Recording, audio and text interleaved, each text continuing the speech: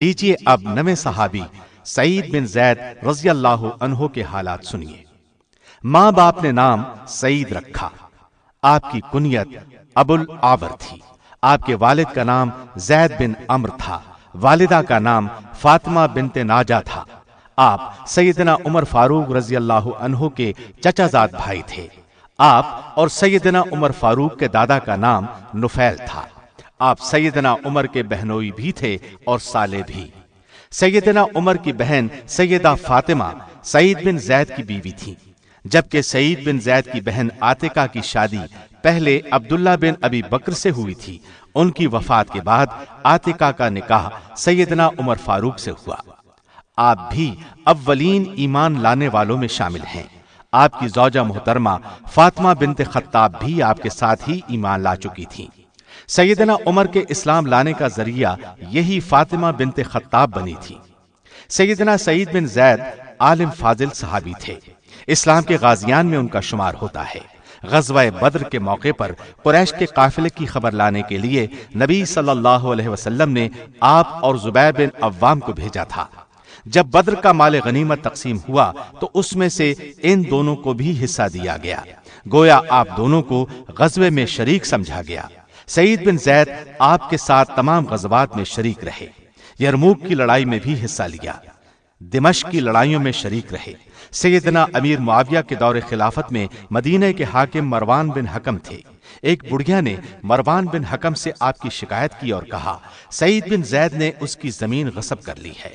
مروان بن حکم نے آپ کو طلب کیا تو آپ نے کہلا بھیجا، تم میرے بارے میں یہ خیال کرتے ہو کہ میں نے اس بڑھیا پر ظلم کیا ہے، جبکہ میں نے نبی صلی اللہ علیہ وسلم سے سنا ہے جو شخص ایک بالشت بھر زمین ظلم سے حاصل کرے گا اس کی گردن میں اس زمین کے اس حصے کے برابر 7 زمین تک توق ڈالا جائے گا۔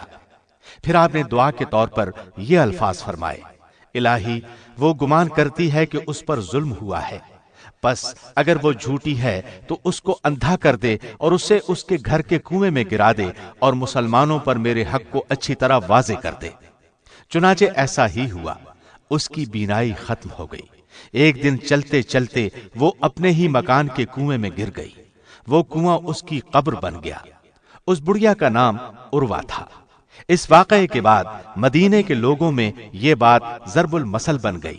کسی کو یہ بد دعا دی جاتی تو وہ یہ کہہ دیتا، اللہ تجھے اندھا کر دے جیسے اس نے عروہ کو اندھا کیا۔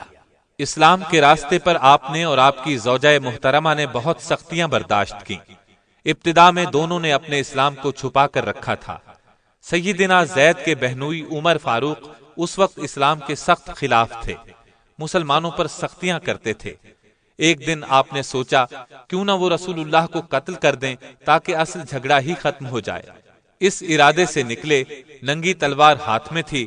راستے میں انہیں نعیم بن عبداللہ ملے۔ انہوں نے پوچھا، عمر ننگی تلوار ہاتھ میں لیے کہاں جا رہے ہو؟ آپ نے فوراً کہا، محمد کو قتل کرنے جا رہا ہوں۔ یہ سن کر نعیم بن عبداللہ نے کہا، اگر تم محمد کو قتل کر دو گے تو بنی ہاشم اور بنو زہرہ سے کیسے بچو گے؟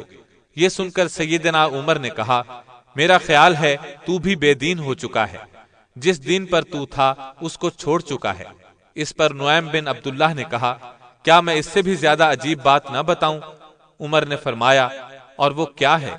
نعیم بن عبداللہ نے فرمایا، تمہاری بہن اور بہنوئی دونوں بے دین ہو چکے ہیں، میرا مطلب ہے وہ دونوں مسلمان ہو گئے ہیں، تم جس دین پر ہو اس دین کو وہ چھوڑ چکے ہیں۔ یہ سن کر سیدنا عمر غصے میں بھر گئے اور بولے، تب پھر پہلے ان کا کام تمام کروں گا۔ اب وہ تلوار ہاتھ میں لیے اپنے بہنوئی سعید بن زید کے گھر کی طرف چلے۔ چہرہ مارے غصے کے سرخ تھا۔ گھر کے دروازے پر پہنچے، دروازہ اندر سے بند تھا۔ دروازے پر دستک دی، ساتھ ہی بلند آواز میں بولے، دروازہ کھولو۔ سیدنا سعید کے گھر میں اس وقت سیدنا خباب بن ارد بھی موجود تھے۔ وہ تو سیدنا عمر کی آواز سن کر چھپ گئے۔ سعید بن زید اور فاطمہ اس وقت دراصل سیدنا خباب بن ارد سے قرآن پڑھ رہے تھے۔ دونوں نے فوراً قرآن کے اوراق چھپا دیے۔ پھر فاطمہ نے دروازہ کھولا۔ دستک دینے سے پہلے عمر کے کانوں میں قرآن کے الفاظ پڑھ چکے تھے۔ آپ اندر داخل ہوئے اور بولے، تم ابھی ابھی کیا پڑھ رہے تھے؟ उन दोनों ने कहा, उमर तुमने कुछ नहीं सुना? इस पर सैयदना उमर फारूक ने फरमाया, सुन चुका हूं, मुझे पता चल गया है, तुम दोनों मुसलमान हो गए हो, अपने बाप दादा के दीन से फिर गए हो। क्या ये बात दुरुस्त है? जवाब में दोनों ने कहा, हाँ यही बात है, अल्हम्दुलिल्लाह हम मुसलमान हो चुके हैं। उनके मुंह से ये अल्फाज सुनकर सैयदना उमर को और भी तैश आया। लगे अपने बहनोई सईद बिन जैद को मारने पीटने, खूब मारा। ऐसे में सैयदा फातिमा शौहर को बचाने के लिए आगे बढ़ी। आपने एक लकड़ी उन्हें भी दे मारी। लकड़ी सर पर लगी, उसका सर फट गया, खून बहने लगा। इस पर भी सैयदना उमर न रुके, दोनों को मुसलसल मारते रहे, यहां तक कि थक गए। उस वक्त उन दोनों ने एक जुबान होकर कहा, हम अल्लाह और उसके रसूल पर ईमान लाए हैं, अब तुमसे जो होता है कर लो, इस्लाम तो अब हमारे दिलों से निकल नहीं सकता। उनके अल्फाज ने सैयदना उमर पर खास असर किया। दूसरे बहन के बहते खून को देखकर उन्हें शर्म महसूस हुई। नर्म अल्फाज में बोले, अच्छा तुम जो पढ़ रहे थे मुझे दिखाओ। ये सुनकर बहन ने कहा, इन औराक को सिर्फ पाक साफ आदमी ही हाथ लगा सकता है, इसलिए जब तक तुम गुस्ल न कर लोगे हम ये औराक तुम्हारे हाथ में नहीं देंगे। सैयदना उमर ने गुस्ल किया। सैयदना फातिमा ने औराक उनके हाथ में दे दिए। उन पर सूरह तौहा लिखी हुई थी। पढ़कर बोले, किस कदर उम्दा और आला दर्जे का कलाम है। ये अल्फाज सुनकर सैयदना खब्बाब बिन अरद भी अपनी जगह से निकलकर सामने आ गए और बोले, ए उमर, मैंने कल ही रसूलुल्लाह को ये दुआ करते सुना है, इलाही अबुल हकम बिन हश्शाम या उमर बिन खत्ताब के जरिए से इस्लाम को कुव्वत और इज्जत अता कर। मुझे उम्मीद है नबी सल्लल्लाहु अलैहि वसल्लम की ये दुआ आपकी सूरत में पूरी होगी। आइए उमर, अल्लाह की तरफ आइए। इस पर सैयदना उमर ने फरमाया, मुझे मुहम्मद के पास ले चलो। इस तरह सईद बिन जैद और उनकी ज़ौजा मोहतरमा सैयदा फातिमा सैयदना उमर के इस्लाम लाने का सबब बने और इस्लाम को ताकत हासिल हुई। 50 और 55 हिजरी के दरमियान अकीक के मकाम पर आपने इंतकाल फरमाया। अब्दुल्लाह बिन उमर और साद बिन अबी वक्कास ने आपको गुस्ल दिया और इन्हीं दोनों ने कब्र में उतारा। आपके जिस्म से खुशबू निकल रही थी। नमाज जनाजा अब्दुल्लाह बिन उमर ने पढ़ाई।